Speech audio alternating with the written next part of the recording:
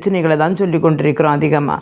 ஆனால் இங்கே பவுல் சொல்லுகிறதுன்ற நாம் நமக்கு வேண்டி ஜெபிக்கிறவர்களாக அல்ல, நாம் அனைவருக்காகவும் நாம் ஜெபிக்க வேண்டும். கஷ்டத்தில் நஷ்டத்தில் இருக்கிறவர்களுக்காக, அதிகாரம் பண்ணுகிறவர்களுக்காக, ராஜாக்களுக்காக, அப்படி அனைவருக்காகவும் ஜெபம் பண்ண வேண்டும்.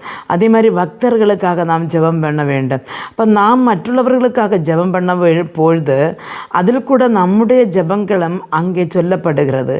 அருமையான தேவனுடைய பிள்ளைகளை, ஒருவருக்காக ஒருவர் ஜெபம் பண்ணுங்கள் என்று கர்த்தர் சொல்லி இருக்கிறார். அதனால் நாம் இன்று முதல் நாம் நமக்காக மட்டும் ஜெபிக்காமல் நம்மை நேசிக்கிறவர்களுக்காக, நம்மை நேசிக்காதவர்களுக்காக, இந்த உலகத்தில் உள்ள சகல பாவப்பட்ட மனிதர்களுக்காகவும், ஏழை எளிய மக்களுக்காகவும், பணக்காரர்களுக்காகவும், வசதியோடு வாழ்கிறவர்களும் பலவிதமான பிரச்சனைகளில் தான் இன்றைக்கு இருந்து கொண்டிருக்கிறார்கள். அதனால் அனைவருக்காகவும் ஜெபம் பண்ணவும், வேண்டுதல்களை வைக்கவும் கர்த்தர் நமக்கு ஒவ்வொருவருக்கும் விண்ணப்பத்தின் ஆவி